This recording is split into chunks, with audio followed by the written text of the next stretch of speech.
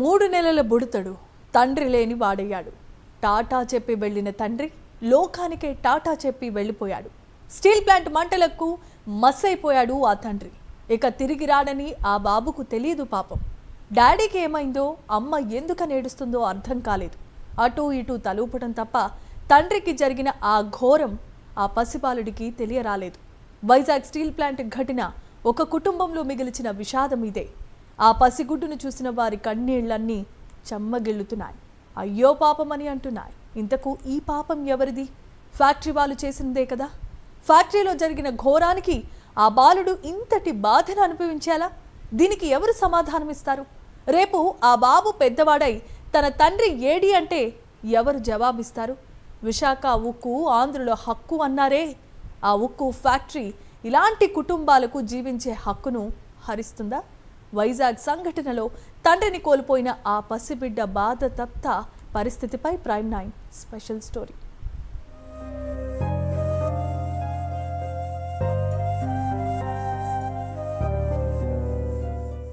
Steel plant ప్రమాదంలో మృతి చెందిన కుటుంబాల పరిస్థితి దయనీయంగా మారింది. ప్రభుత్వం ఇస్తానన్న ఎక్స్గ్రేషియా సంగతి ఎలా ఉన్నా కుటుంబానికి పెద్ద దిక్కుపోయారన్న ఆవేదనతో ఆ కుటుంబ సభ్యులు రోధిస్తూ పలు ప్రశ్నలు సంధిస్తున్నారు. ఊహించని పరిణామాలు తమ కుటుంబాలను అతలాకుతలం చేశాయని తీవ్ర ఆవేదన చెందుతున్నారు. మరోవైపు ఇప్పటికే స్టీల్ ప్లాంట్ ప్రమాదం వల్ల 9 మంది మృత్యువాత పడితే వరుస ప్రమాదాలు జరగడం మరింత కలవరపెడుతున్నాయి.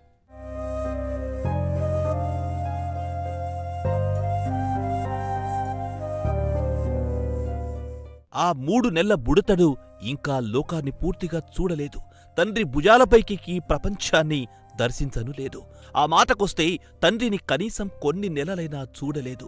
నాన్నా ని నోరారా పిలవను లేదు. అప్పుడే ఆ బిడ్డ తండ్రి లేని వాడయ్యాడు. విశాఖ స్టీల్ ప్లాంట్ దారుణం మిగిల్చిన విషాద కథల్లో ఇదొకటి.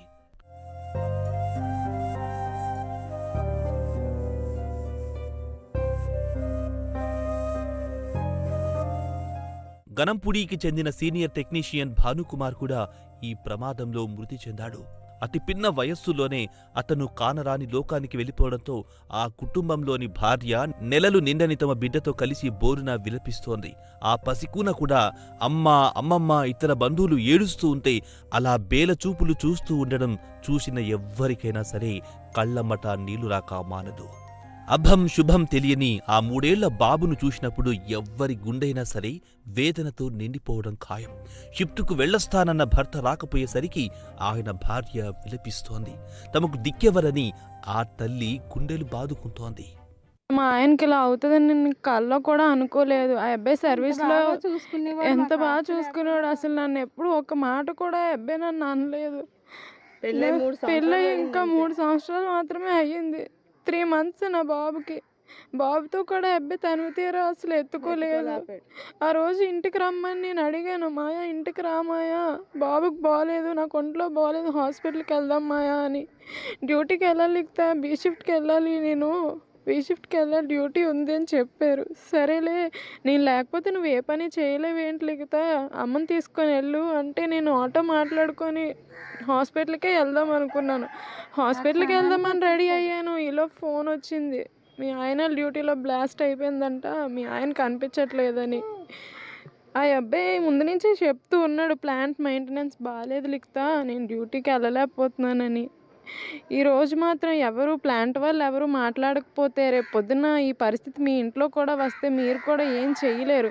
ఈరోజు ఈ పరిస్థితి మా ఇంట్లో వచ్చింది, రేపు పొద్దున మీ ఇంట్లో కూడా రావచ్చు. మీరు కూడా దయచేసి నా భర్త కోసం న్యాయం తీసుకొని మాట్లాడండి దయచేసి. ప్లాంట్ వాళ్ళు అందరూ ఇప్పటికొచ్చి ఆ 25 లక్షలు ప్రకటించారు. ప్లాంట్ వాళ్ళు కానీ ఎవరు కూడా నా కొడుకు దగ్గరికి కానీ నా దగ్గరికి కానీ ఎవరు కూడా రాలేదు. ఎమ్మెల్యేలు వచ్చారు, పల్లా శ్రీనివాస్ గారు వచ్చారు, చెప్పారు జాబ్ ఇస్తామమ్మా అని. ఆ జాబ్ నేను ఎలా చేయాలండి? అసలు ఎలా చేయాలి చెప్పండి ఒకసారి. నా భర్తే లేడు.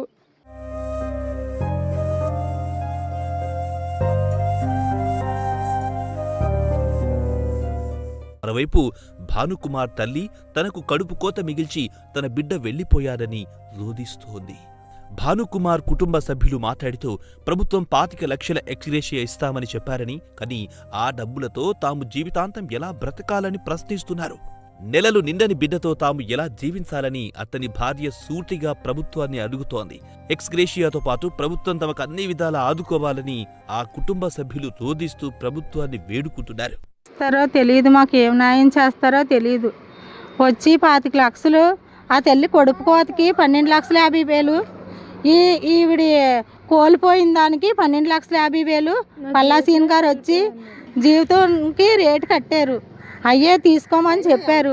అయ్యే ఎవరూ లేనప్పుడు తెచ్చి మాకు చెక్కులు ఇచ్చారు. మేము మా అన్నదమ్ములు ఆపినా ఆగలేదు. ఆ చెక్కులు కూడా మాకు ఏం చేస్తారో తెలీదు. చెక్కులు ఇచ్చారు, ఆ చెక్కులు కూడా మేము అక్కడ వేయలేదు. మేమే కాళ్ళు ఇరిగిపోయి ఉన్నాము, మా నడుములు ఇరిగిపోయి ఉన్నాం. మేము ఈ బస్ కండిని ఎలా పెంచాలి, మేము ఎలా బతకగలము? మాకేం చేస్తారో తెలీదు.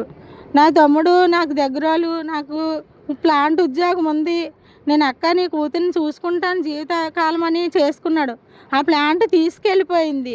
నాకు ఏ ఉద్యోగమైనా ఆ ఉద్యోగం అలాగా నెల్లాడి జీతం తెచ్చి ఆ బిడ్డ తల్లి ఉంటే నాకు ఆనందం ఉంటుంది. ఇప్పుడు నేనేం చేసి ఎక్కడ తీసుకురావాలి?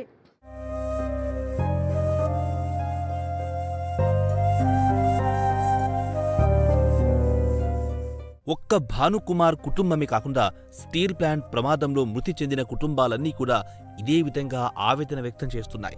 ప్రభుత్వం తమకు ఎక్స్గ్రేషియాతో పాటు ఇల్లు మంజూరు చేయాలని, కుటుంబంలో ఒకరికి ఆధారం చూపే విధంగా ఉద్యోగ అవకాశాలు కల్పించాలని వేడుకుంటున్నాయి. మరి ఇప్పటి వరకు పరామర్శలకు వచ్చిన ప్రభుత్వ పెద్దలు, ప్రతిపక్ష నేతలు, ప్రజా సంఘాల నాయకులు వీరికి ఎటువంటి న్యాయం చేసేందుకు ముందుకొస్తారో వేచి చూడాలి.